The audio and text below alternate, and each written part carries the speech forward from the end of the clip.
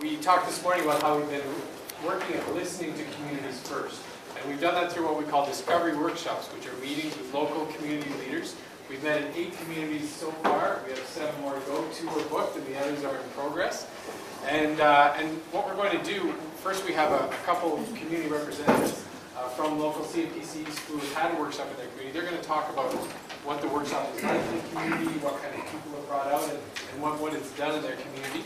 And then we're going to interact with some of our facilitators from the Queen's Executive Decision Center. And we're going to interact with the results from the workshops we've done and prioritize some of the recent questions that have come from there. And so for you, this will be a bit of a taste of what happens in a workshop. You'll see you've got laptops in front of you. The lucky ones who have it right in front of you, look under your chair. There's a little tag that says you get to take it home with you. We wish. We'd like to do that. We heard that. Yeah. So we're going to, this is the technology we use at our workshops, and so you're going to get a feel for what happens at a workshop. So we're still behind schedule. We're going to try to make up some time. So I'm going to ask Heather Lawless. She's the Executive Director of the Grenville CFDC. She's going to come forward and talk about her community. Sure. Thanks, Heather. Thanks, Jeff. And good afternoon. I guess I'm going to make up some time. So I do have a presentation prepared about the experience that we've had in Grenville, and I will do the express version. So I'll skip through a few of the slides. If you see something there that I skipped that you like to talk about after, just see me later. I'm the Executive Director of the Grenville Community Futures Development Corporation in Prescott. We're one of 15 CFDCs across Eastern Ontario and one of 61 across the province. We're funded by Industry Canada FedNor. We're community-based, nonprofit corporations accountable to volunteer boards of directors. And our mandate is to assist with the growth in the local community, local economy. We do that through the delivery of 3 types of programs and services. Business financing, where we lend up to $150,000 per private business for business projects. And recently in Eastern Ontario, some of us have come together to create the Eastern Ontario Investment Pool, which allows us to loan up to $500,000 to a private business that has a large business project. We also provide business consulting services, which are no cost to new entrepreneurs as well as existing entrepreneurs. And we deliver community economic development services. Those services are primarily delivered through the Eastern Ontario Development Program, which is a federal initiative to promote socioeconomic development with the aim of creating sustainable and self-reliant communities. At the local level, the Eastern Ontario program has 3 streams of activity: community development, business development, and access to capital. I had a couple of examples, but these are ones I can discuss with you after to give you some sense of the types of programming we do. There's also regional programming under the Eastern Ontario Development Program. That allows the 15 CFDCs in Eastern Ontario to fund larger economic development projects that impact multiple CFDC areas and have long-term impacts on the economy. So we collaborate on the delivery of the Eastern Ontario Development Program, but also on other projects, like, for example, the KISS project that Craig Desjardins has introduced the 15 CFDCs in Ontario to. We participated in Grenville in a discovery workshop in November, the objective of which was to deliver academic knowledge to economic and business development practitioners to increase rural vitality by identifying the knowledge and information gaps in the rural community that are preventing us from implementing economic development strategies and preventing us from taking advantage of economic development opportunities. One of the primary outcomes that we were looking for in the workshop was really to build lasting relationships between economic and business community decision makers and academics. We certainly achieved that in our community. We engaged elected officials, economic development practitioners, the private sector, and some nonprofit corporations, along with some federal and provincial bureaucrats.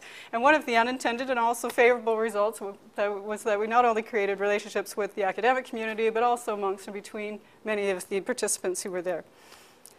Our further purpose was to identify the knowledge needs in our community, and we achieved this in our workshop by identifying the following 3.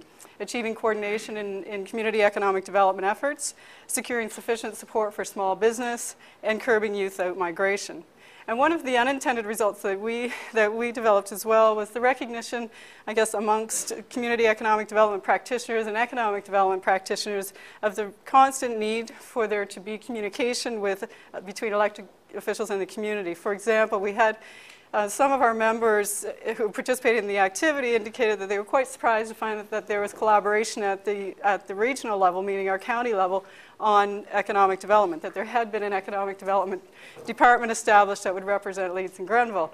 And it was surprising, I guess, to some of the people in the room that the business community and some of the business association representatives were not aware that that had happened despite much publicity. So it reminded some of us who deliver programs and services that we need the community awareness job is really just never done.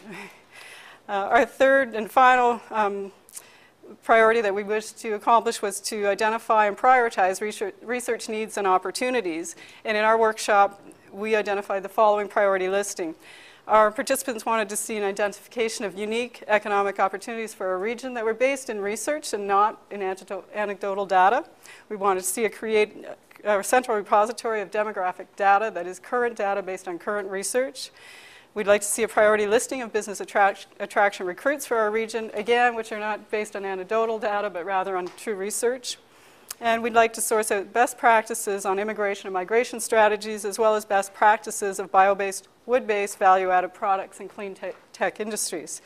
Lastly, we wanted to determine the resource search patterns of entrepreneurs so that we could find out where it is that people actually look for information. If they're not getting it, we can make sure that the information goes to the sources that entrepreneurs go to.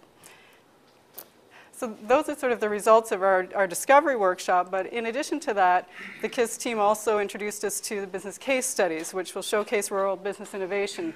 And in our community, we did recruit two leading businesses who are in growth patterns at the moment.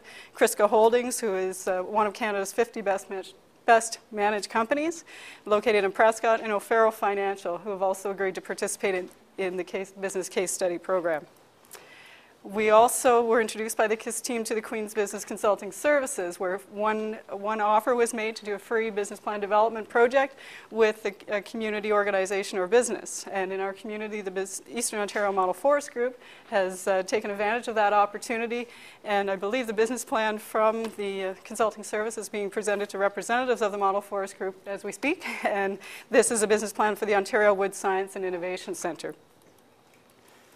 So those are the results that we saw in Grenville through the KISS project, and we are looking forward to some further developments. And actually, we're very interested in hearing how other communities across Eastern Ontario have had discovery workshops, how their priorities and knowledge needs sort of line up with ours.